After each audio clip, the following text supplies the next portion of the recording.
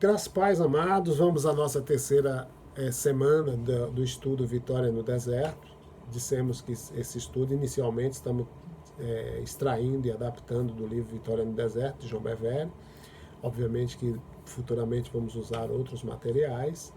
E semana passada nós dissemos, na conclusão do segundo estudo, que o deserto é um período em que você que está vivendo no deserto tem a impressão de que está andando na direção contrária a tudo aquilo que você sonhou, que você está se distanciando cada vez mais da promessa de Deus, que é uma fase que você imagina que não cresce nem amadurece espiritualmente, que não tem discernimento, e de fato, né, para alguns parece até que estão retrocedendo, a presença de Deus parece diminuir, sente que não é amado, acha que ninguém olha para ele, mas não é bem assim.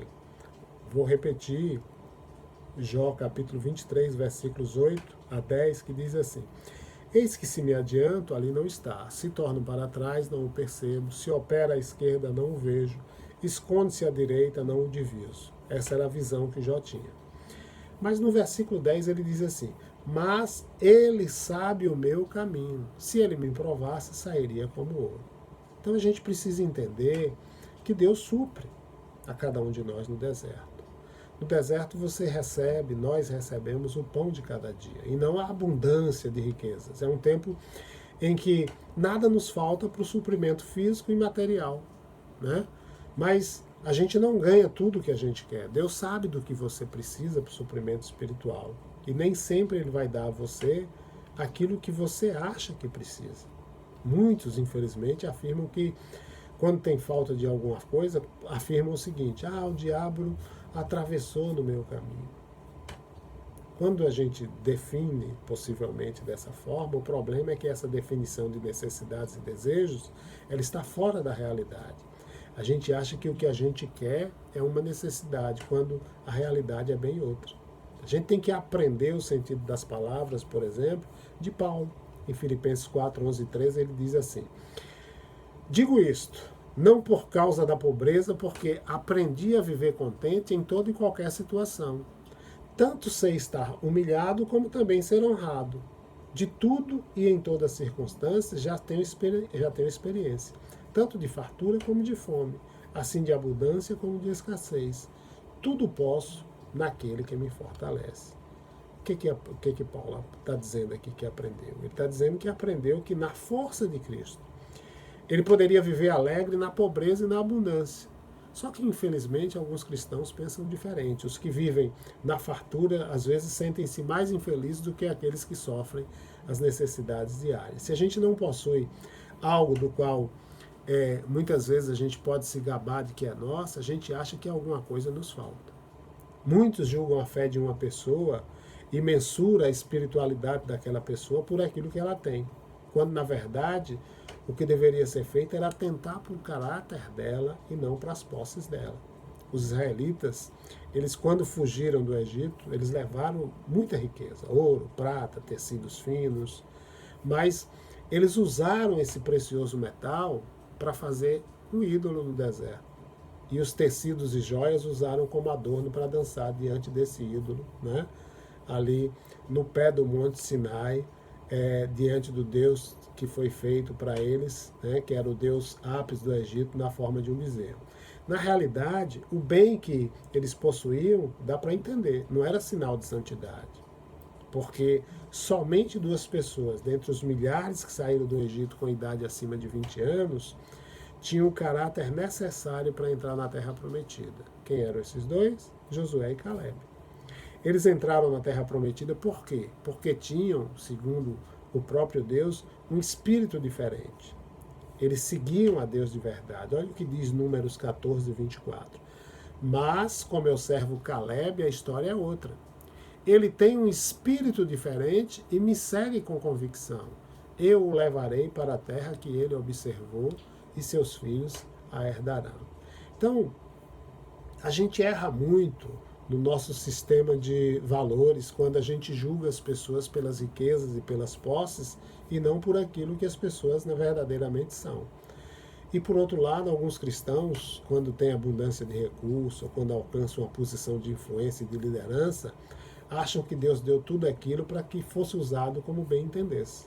compram o que querem, gastam dinheiro como bem entende, e naquilo que não satisfaz, né, porque na verdade pensam que é satisfatório, mas isso é passageiro. Ou usam sua posição de influência para beneficiar as pessoas próximas a si ou para o seu próprio benefício. Na realidade, a abundância de recursos e a posição de autoridade deveriam levar as pessoas a depender cada vez mais e mais de Deus e cumprir cada vez mais a vontade e o propósito de Deus.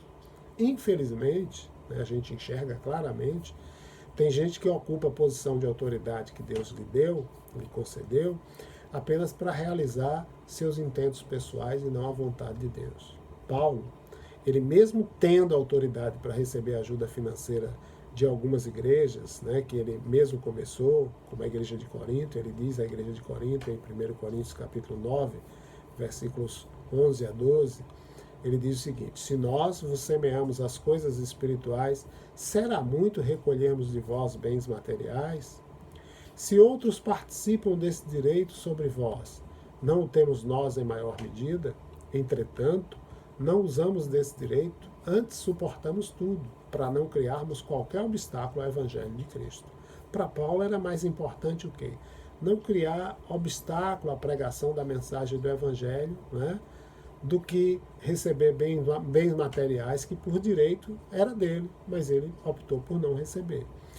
E escrevendo a respeito da ajuda financeira, por exemplo, que os filipenses deram para Paulo, ele diz em Filipenses 4,17, não que eu procure o donativo, mas o que realmente me interessa é o fruto que aumente o vosso crédito. Ele se preocupava com o bem-estar dos que ofertaram e não com os benefícios pessoais que poderiam obter com a oferta e tampouco com o sucesso ministerial. Existem pessoas que infelizmente não aprenderam a viver com a unção que receberam.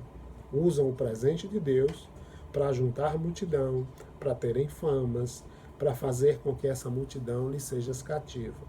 Então, a motivação de alguns pregadores é ficarem conhecidos, por exemplo, em todo o país, levantar grandes somas de dinheiro, e toda motivação cujo foco seja outra coisa que não o caráter de Deus vai redundar em destruição. Deus deseja o bem-estar do seu povo e ele não apoia os motivos pessoais daqueles que são ditos ungidos do Senhor.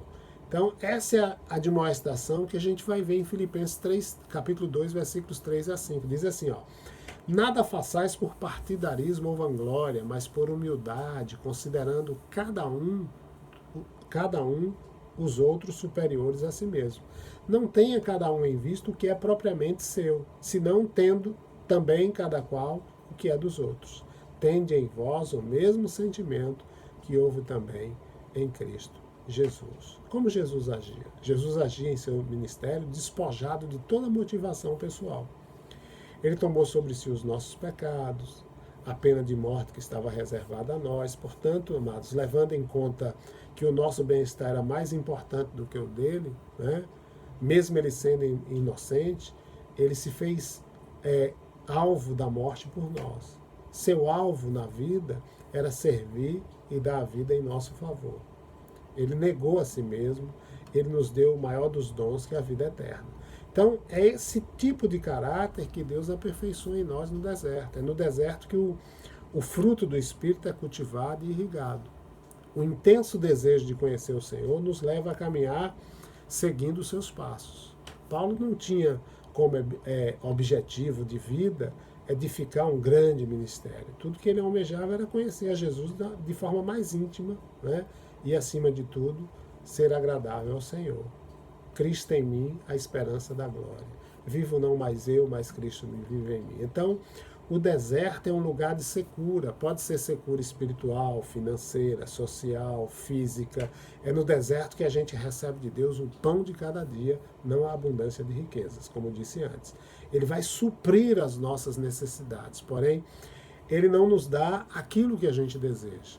Por quê? Porque o objetivo do deserto é nos aperfeiçoar. Nosso alvo deve ser conhecer melhor, como o apóstolo Paulo, né, disse, conhecer melhor o Senhor, e não apenas viver em busca de provisões. Portanto, quando a gente tiver em abundância, a gente vai reconhecer que foi o Senhor quem nos deu. Ele nos concede a abundância de sua graça exatamente para confirmar que ele se aliançou conosco em seu Filho Jesus e aguarda na consumação dos séculos cada um de nós e dirá de maneira linda e objetiva: vinde benditos do Senhor. Né? Possuís por herança o reino eterno. Então isso é lindo. Olha as bênçãos que o Senhor deu para o povo e para nós, né? Na confirmação da aliança em Deuteronômio 8, capítulo 8, Deuteronômio capítulo 8, versículos de 12 a 18.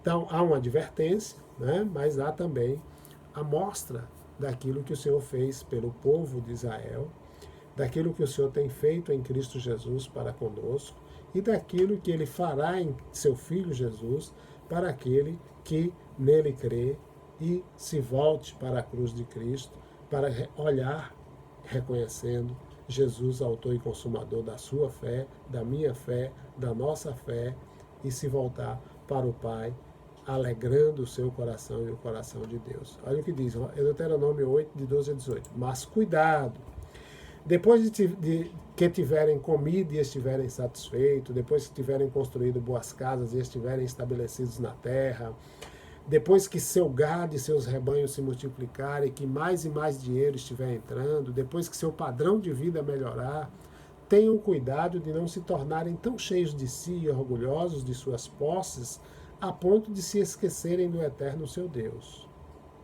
O Deus que libertou vocês da escravidão do Egito. O Deus que conduziu vocês através daquele deserto enorme e medonho, aquele terreno erodido e desolado, fervilhando de serpentes e escorpiões venenosos. O Deus que fez jorrar água da rocha.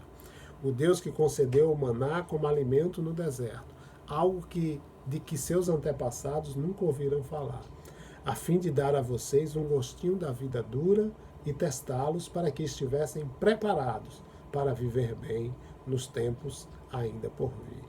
Então, se cada um de vocês começar a pensar assim, fui eu que conquistei tudo isso, eu fiz tudo isso sozinho, eu sou rico, é tudo meu. Ora, pensem bem. Lembrem-se de que foi o Senhor que deu a vocês forças para que produzissem toda essa riqueza, confirmando assim a aliança que ele firmou com os seus antepassados, como hoje se vê. Então, Deus, ele é o doador da bênção, né? Deus é o doador da vida, é o doador da força, é o doador do vigor. Ele é o doador das promessas em seu Filho, né? Efésios 1:3. Bendito seja o Deus e Pai de nosso Senhor e Salvador Jesus Cristo, que nos abençoou com todas as bênçãos espirituais nas regiões celestiais em Cristo Jesus. Então, Ele é a fonte de tudo. Que eu e você continuemos nessa dependência. Próxima semana, se Deus assim nos permitir, nos encontraremos novamente falando sobre Vitória no Deserto. Fiquem com Deus.